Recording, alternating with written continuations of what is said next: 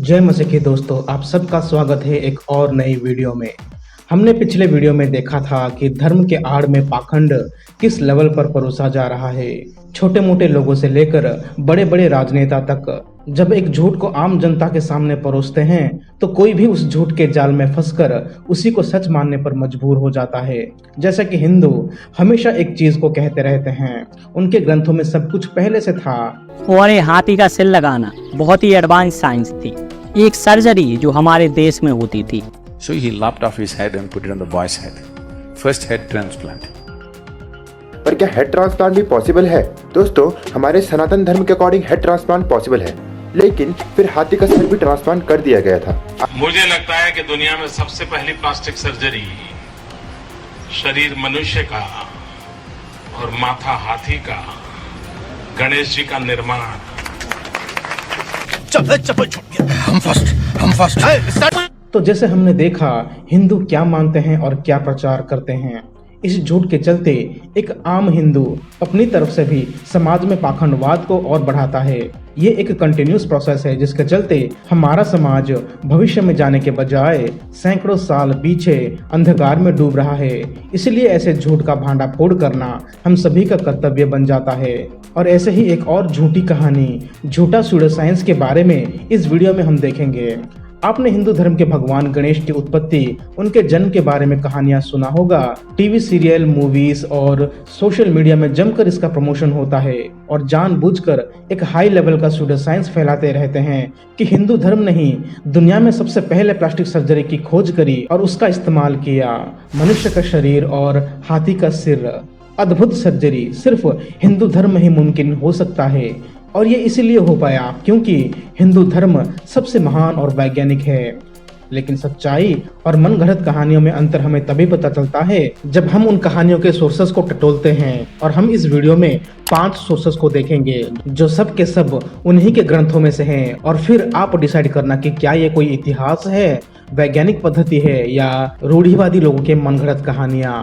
Video में आगे बढ़ने से पहले मेरी गुजारिश है सभी से, अगर आप हमें सपोर्ट करना चाहते हैं, आप चाहते हैं कि भारत में और दुनिया में इनके झूठे दावों का खंडन हो, अगर आप चाहते हैं कि इनके झूठ की वजह से हम दुनिया के सामने मजाक ना बने, तो चैनल को सब्सक्राइब करें, लाइक कीजिए हमारे वीडियोस को और शेयर करें ताकि फिर से हम बड़ी जनता को सच दिखा सके और उन्हें सत्य की ओर ला सके। अब चलिए टॉपिक पर आते हैं।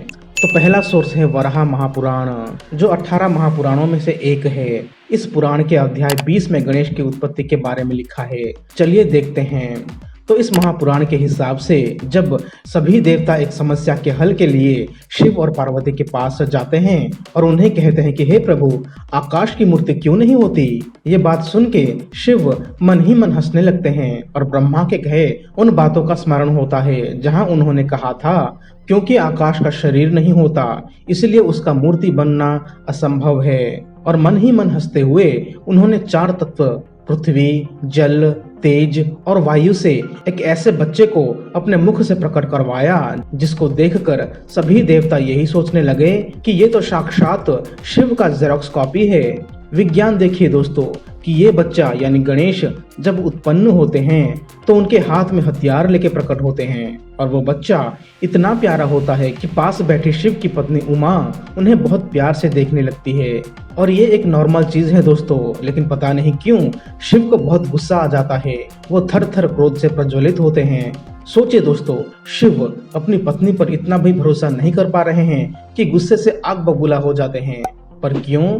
क्योंकि उनकी पत्नी यानी उमा, जो उस बच्चे के होने वाली माता है, उस बच्चे को बहुत प्रेम से देख रही थी। सोचिए दोस्तों, क्या ये कोई गुस्सा होने का कारण है? कमेंट में मुझे बताइए। आपने भी अपने आसपास बहुत सारे बच्चे देखे होंगे। अगर आपकी पत्नी, बेटी, बहू, बहन या माँ उस बच्चे को प्यार से देखती है तो क्या आप उनसे गुस्सा करेंगे?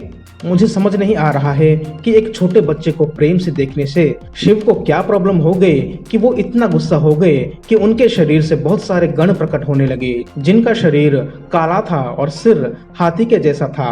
क्या यहाँ पर यह नहीं दिख रहा है कि शिव एक शक्की मिजाज के पति थे जिनको अपनी पत्नी पर भरोसा नहीं है? तब मान लेते अगर कोई जवान पुरुष होता, लेकिन एक बच्चे के खिलाफ ऐसी मानसिकता।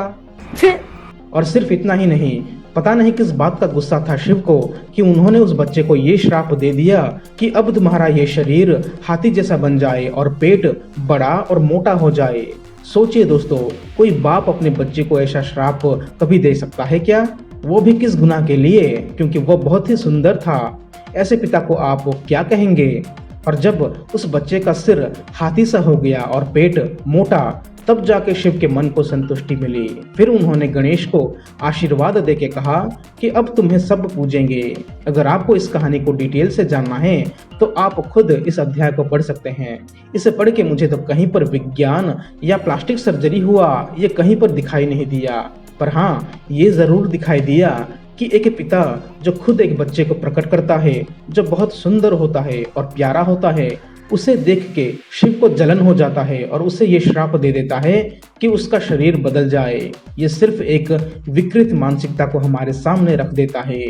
तो जो आप टीवी सीरियल्स में देखते आए हैं, वराह महापुराण के हिसाब से गणेश की उत्पत्ति बहुत ही अलग है। अब देखते हैं दूसरा सोर्स, शिव महापुराण रुद्र संहिता 4थे खंड चैप्टर 13। इस कहानी के बारे में आप सभी को पता होगा क्योंकि इसी कहानी को हम और आप बचपन से मूवीज, सीरियल्स और कथाओं के माध्यम से सुनते आए हैं कि पार्वती की 2 सखियों के कहने पर पार्वती ने अपने मैल से एक बालक को बनाया और उसको गणेश नाम दिया और फिर गणेश को अपने नहाने के कमरे के बाहर रख दिया और कहा कि किसी को भी अंदर मत आने दो। जब शिव आए, गणेश ने उन्हें अंदर जाने नहीं दिया, लेकिन पता नहीं शिव को क्या जल्दी थी या किस चीज की इमरजेंसी थी उन्हें बाथरूम जाने में। रहा नहीं जाता। लेकिन शिव को तो अंदर जाना था और एक छोटा अनजान बच्चा उन्हें कैसे रोकने की हिम्मत दिखा रहा था। इसी गुस्से से शिव ने गणेश का सिर काट दिया और फिर आगे पार्वती के कहने पर एक मासूम हाथी के बच्चे को मारकर उसका सिर गणेश के धड़ में लगा दिया। चलिए पढ़ते हैं प्लास्टिक सर्जरी के प्रोसेस को।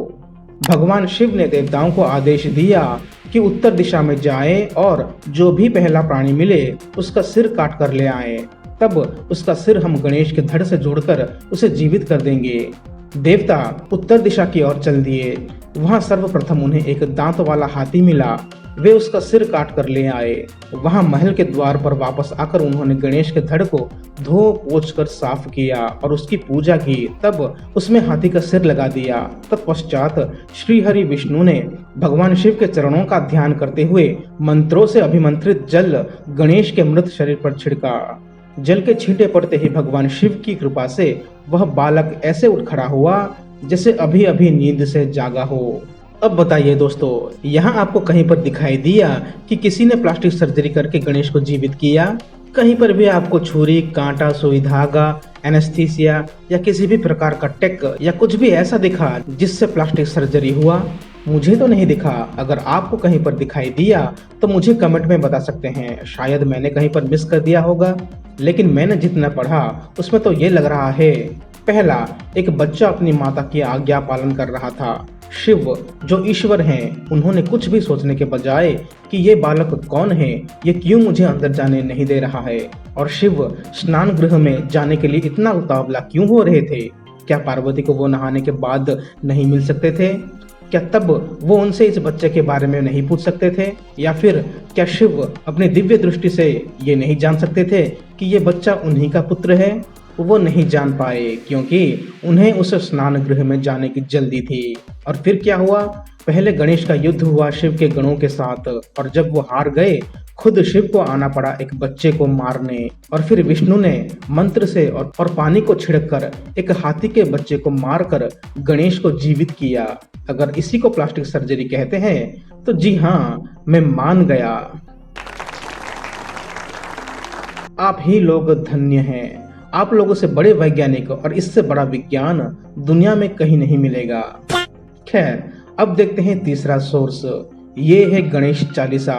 जी हाँ दोस्तों, जैसे हनुमान चालीसा है वैसे ही गणेश का भी एक चालीसा है, और इसके हिसाब से ना ही शिव ने और ना ही पार्वती ने गणेश को बनाया। क्या बात कर रहे हैं? जी हाँ दोस्तों, गणेश चालीसा के हिसाब से गणेश खुद पहले से मौजूद थे। पार्वती को कोई बच्चा नहीं था, तब उन्होंने बच्चा पाने की इच्छा से घोर तपस्या की। तब गणेश ने उन्हें दर्शन देकर कहा कि मैं आपके बच्चे के रूप में आऊंगा, और फिर तुरंत वो एक बच्चा बनकर पार्वती के पालने में पहुंच जाते हैं। और फिर कैलाश में उत्सव हुआ और शनिदेव वहां पहुंच जाते हैं बच्चे को देखने। और शनिदेव को उन्हीं की पत्नी से श्राप था कि अगर वो किसी भी बालक को मुंह से देखेंगे तो उस बच्चे का सिर धड़ से अलग हो जाएगा। मुझे एक बात समझ में नहीं आती दोस्तों, इनके देवी देवताओं को बच्चों से इतना प्रॉब्लम क्यों होती थी? पहले कहानी में शिव को सुंदर बच्चे से प्रॉब्लम होने लगी, दूसरी कहानी में उस बच्चे के शक्ति से, और यहाँ तीसरे में शनिदेव की पत्नी को बच्चों से प्रॉब्लम हो गई। कैसा धर्म है भाई साहब? चलिए पढ़ते हैं कहानी को। हे प्रभु, आपकी जन्म कथा को कहना व सुनना बहुत ही शुभ व मंगलकारी है। एक समय गिरिराज कुमारी यानी माता पार्वती ने पुत्र प्राप्ति के लिए भारी तप किया। जब उनका तप व यज्ञ अच्छे से संपूर्ण हो गया तो ब्राह्मण के रूप में आप वहां उपस्थित हुए। आपको अतिथि मानकर माता पार्वती ने आपकी अनेक प्रकार से सेवा की, जिससे प्रसन्न होकर आपने माता पार्वती को वर दिया।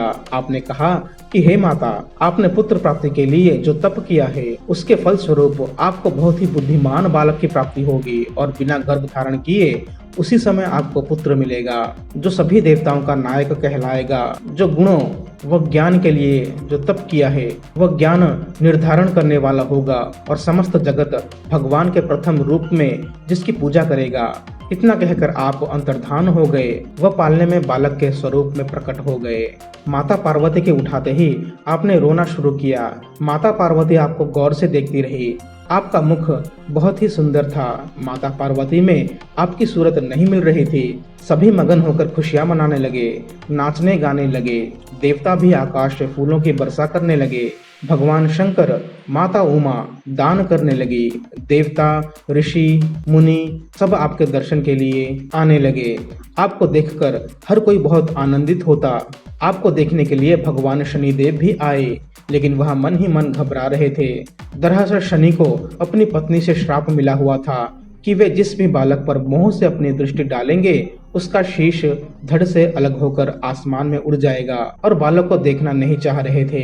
शनिदेव को इस तरह बचते हुए देखकर माता पार्वती नाराज हो गई। वह शनिदेव को कहा कि आप हमारे यहाँ बच्चे के आने से व इस उत्सव को मनाता हुआ देखकर खुश नहीं हैं। इस पर शनि भगवान ने कहा कि मेरा मन सकुचा रहा है, मुझे बालक को दिखाकर क्या करेंगी, कुछ अनिष्ट हो जाएगा। लेकिन इतने पर माता पार्वती को विश्वास नहीं हुआ। वह उन्होंने शनि को बालक देखने के लिए कहा। जैसे ही शनि की नजर बालक पर पड़ी तो बालक का सिर आकाश में उड़ गया। अपने शिशु के सिर को विहीन देखकर माता पार्वती बहुत दुखी हुई। वह बेहोश होकर गिर गई। उस समय दुख के मारे माता पार्वती की जो हालत हुई उसका वर्णन भी नहीं किया जा सकता। इसके बाद पूरे कैलाश पर्वत पर हाहाकार मच गया कि शनि ने शिव पार्वती के पुत्र को देखकर उसे नष्ट कर दिया। उसी समय भगवान विष्णु गरुड़ पर सवार होकर वहां पहुंचे। वह अपने सुदर्शन चक्र से हाथी का शीश काट कर ले आए। उस शीश को उन्होंने बालक के धड़ के ऊपर धर दिया। उसके बाद भगवान शंकर ने मंत्रों को पढ़कर उसमें प्राण डाले। उसी समय भगवान शंकर ने आपका नाम गणेश रखा। तो दोस्तों, इस कहानी को पढ़ने के बाद भी आपको कहीं पर लगा या थोड़ा सा भी महसूस हुआ कि गणेश का सिर किसी प्लास्टिक सर्जरी से जोड़ा गया? एक और बात को याद रखिए दोस्तों, हर दूसरे ग्रंथ में उत्पत्ति की कहानी अलग अलग मिल रही है। इससे एक बात और साबित होती है कि इसमें पाखंड के अलावा झूठ भी लिखा गया है। किसी के जन्म या उत्पत्ति की कहानी थोड़ी बहुत इधर उधर हो सकती है, या एक किताब में एक डिटेल और दूसरे किताब में दूसरा डिटेल और तीसरे किताब में कुछ और डिटेल से लिखा गया हो। लेकिन हमने अब तक 2 किताब और 1 चालीसा पढ़ा, 3 कहानियां देखी जो इन्हीं के हैं, किसी भी नॉन हिंदूज के नहीं। फिर भी हर ग्रंथ में पूरा कहानी ही अलग मिलता है। इसका मतलब अब देखते हैं चौथे सोर्स को, ब्रह्मा वैवर्त पुराण। इसे पढ़ के आपका तो सिर घूमने लगेगा। मैं इसके कॉन्ट्रडिक्शंस पर नहीं जाऊंगा, सिर्फ इसकी कहानी पर रहूंगा। तो ब्रह्मा वैवर्त पुराण गणपति खंड अध्याय 1 से 10 को पढ़ेंगे। यहाँ गणेश की उत्पत्ति और उनके सर काटना और हाथी का सर कैसे जोड़ा गया इसके बारे में लिखा गया है। अध्याय 1 से लिखा गया है कि कृष्ण, जो विष्णु के अवतार नहीं हैं, उन्होंने पार्वती को दर्शन दिया और कहा कि मैं आपके व्रत से खुश होकर आपके यहाँ बच्चा होकर आऊंगा। और आगे वो यानी कृष्ण बच्चा बनकर पार्वती के पालने में प्रकट भी हो जाते हैं। और जब धूमधाम से पार्टी मनाया जाता है जहाँ सभी देवता आते हैं बधाई देने के लिए, क्या आप बता सकते हैं कि उस पार्टी में कौन कौन उपस्थित थे? धर्म और हिमालय पर्वत। चौंकिए मत दोस्तों, जैसे पानी, आग, हवाओं के देवता हो सकते हैं तो पहाड़ और धर्म के देवता क्यों नहीं? मैंने कहा था ना, मैथ्स में मत जाइए, बस पढ़िए क्या होता है इनके यहाँ। वीडियो को पॉज करके गेस कीजिए दोस्तों, और कौन से देवता इस पार्टी में थे? कमेंट कीजिए, फिर वीडियो को आगे बढ़ाइए। अगर आपने लिखा है विष्णु, तब आपका गैस सही है। जी हाँ दोस्तों, ज्यादातर लोग समझते हैं कि जब विष्णु धर्म की रक्षा के लिए मानव शरीर धारण करते हैं कृष्ण के रूप में, तो कृष्ण होते हैं विष्णु के 8वें अवतार। लेकिन इस पुराण के हिसाब से कृष्ण और विष्णु दो अलग अलग लोग हैं, अलग देवता हैं। आप जो भी कुछ समझे, पर मैथ को मत समझिए, क्योंकि इस वीडियो में हमारा पॉइंट है विज्ञान ढूंढना गणेश के सिर का। तो पढ़ते हैं अध्याय 10 को। उनके कंठ, ओष्ठ और तालु भी सूख गए थे, फिर भी उन्होंने अपने बाएं नेत्र के कोने से शिशु के मुख की ओर निहारा। मुने शनि की दृष्टि पड़ते ही शिशु का मस्तक धड़ से अलग हो गया। तब शनैश्चर ने अपनी आंख फेर ली और फिर वे नीचे मुख करके खड़े हो गए। इसके बाद उस बालक का खून से लथपथ हुआ सारा शरीर तो पार्वती के गोद में पड़ा रह गया, परंतु मस्तक अपने अभीष्ट गोलोक में जाकर श्री कृष्ण के प्रविष्ट हो गया। यह देखकर पार्वती देवी बालक को छाती से चिपटाकर फूट फूट कर विलाप करने लगी और उन्मुक्त की भांति भूमि पर गिरकर मूर्छित हो गई। तब वहां उपस्थित सभी देवता, देवियां, पर्वत, गंधर्व, शिव तथा कैलाशवासी जन यह दृश्य देखकर आश्चर्यचकित हो गए। उस समय उनकी दशा चित्रलिखित पुतलिका के समान जड़ हो गई। इस प्रकार उन सबको मूर्छित देखकर श्रीहरि गरुड़ पर सवार हुए और उत्तर दिशा में स्थित पुष्पभद्रा के निकट गए। वहां पुष्पभद्रा नदी के तट पर वन में स्थित एक गजेंद्र को देखा, जो निद्रा के वशीभूत हो बच्चों से घिरकर हथनी के साथ सो रहा था। उसका सिर उत्तर दिशा की ओर था, मन परमानंद से पूर्ण था और वह सूरत के परिश्रम से थका हुआ था। फिर तो श्रीहरि ने शीघ्र ही सुदर्शन चक्र से उसका सिर काट लिया और रक्त से भीगे हुए उस मनोहर मस्तक को बड़े हर्ष के साथ गरुड़ पर रख लिया। गज के कटे हुए अंग के गिरने से हथनी की नींद टूट गई। तब अमंगल शब्द करते हुए उसने अपने शावकों को भी जगाया। फिर वह शोक से विभल हो शावकों के साथ विलख विलख कर चित्कार करने लगी। तत्पश्चात जो लक्ष्मी के स्वामी हैं, जिनका स्वरूप परम शांत है, जिनके कर कमलों में शंख, चक्र, गदा और पद्म शोभा पाते हैं, जो पीताम्बरधारी परात्पर जगत के स्वामी, निशेष का खंडन करने में समर्थ, निशेष को उत्पन्न करने वाले, सर्वव्यापक, निशेष के भोग के दाता और भोग के निस्तार के कारण स्वरूप हैं, तथा जो गरुड़ पर आरूढ़ हो मुस्कुराते हुए सुदर्शन चक्र को घुमा रहे हैं, उन परमेश्वर का उसने स्तवन किया। विप्रवर उसकी स्तुति से प्रसन्न होकर भगवान ने उसे वर दिया और दूसरे गज का मस्तक काट कर उसके धड़ से जोड़ दिया। फिर उन ब्रह्माविता ने ब्रह्म ज्ञान से उसे जीवित कर दिया और उस गजेंद्र के सर्वांग में अपने चरण कमल का स्पर्श कराते हुए कहा, गज तू अपने कुटुंब के साथ एक कल्प पर्यंत जीवित रहा। यों कहकर मन के समान वेगशाली भगवान कैलाश पर आ पहुँचे। वहां पार्वती के वासस्थान पर आकर उन्होंने उस बालक को अपनी छाती से लिपटा लिया और उस हाथी के मस्तक को सुंदर बनाकर बालक के धड़ से जोड़ दिया। फिर ब्रह्मा स्वरूप भगवान ने ब्रह्म ज्ञान से हुंकारोच्चारण किया और खेल खेल में ही उसे जीवित कर दिया। पुनः श्री कृष्ण ने पार्वती को सचेत करके उस शिशु को उनकी गोद में रख दिया और आध्यात्मिक ज्ञान द्वारा पार्वती को समझाना आरंभ किया। तो कैसे जिंदा किया गणेश को? प्लास्टिक सर्जरी से या ब्रह्म ज्ञान के हुंकारोच्चारण से? अगर इसी को प्लास्टिक सर्जरी कहते हैं तो बढ़िया है गुरु। अब देखते हैं पांचवा और आखिरी सोर्स इस वीडियो के लिए, पद्म पुराण सृष्टि खंड। इस ग्रंथ में तो फिर से लेखक ने रायता फैला दिया।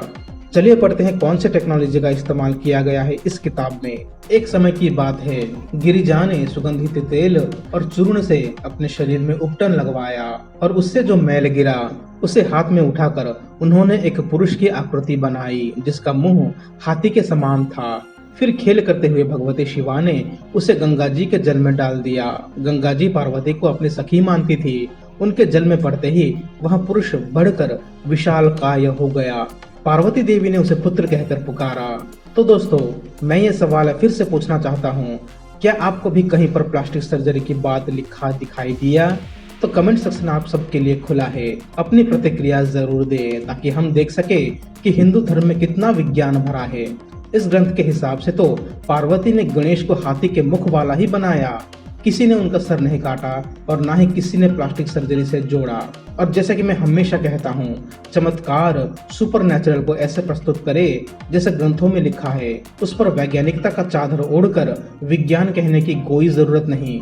सच कह के अपने धर्म को प्रचार करे, ना कि ऐसी झूठ से जिससे आप ही का धर्म बदनाम होने लगे और इसके साथ साथ सभी भारतीय उस मजाक में शामिल हो जाए। आपके लिए कुछ और प्रश्न भी छोड़े जा रहा हूँ। क्या इन 500 ग्रंथों को पढ़ के ये साबित नहीं हुआ कि गणेश, जो कि हिंदू धर्म के सबसे बड़े भगवानों में से एक हैं, जिनकी पूजा सबसे पहले की जाती है बाकी हर भगवानों से, क्या ये एक मनगढ़ंत कहानी नहीं है? क्या आपको अभी भी इन मनगढ़ंत कहानियों पर भरोसा है और सोच रहे हैं कि हिंदू भगवान असल में कहीं होते हैं? इन 5 ग्रंथों को पढ़ के यही साबित हुआ कि गणेश सिर्फ एक और काल्पनिक भगवान है, दूसरे भगवानों की तरह, जिनकी रचना की गई है लोगों को एक धर्म में बांधने के लिए। इस वीडियो में बस इतना ही दोस्तों।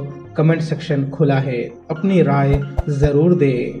लाइक करें, कमेंट करें, शेयर करें इस वीडियो को उन लोगों तक जो समझते हैं कि उनके धर्म में विज्ञान भरा है और उनके भ्रम को दूर करने में मेरी मदद करें। मिलते हैं अगले वीडियो में, जहां हम हिंदू भगवान राम के अस्तित्व में होने का एक जिंदा और नया सबूत को देखेंगे। तब तक के लिए प्रभु आप सभी को आशीष करे।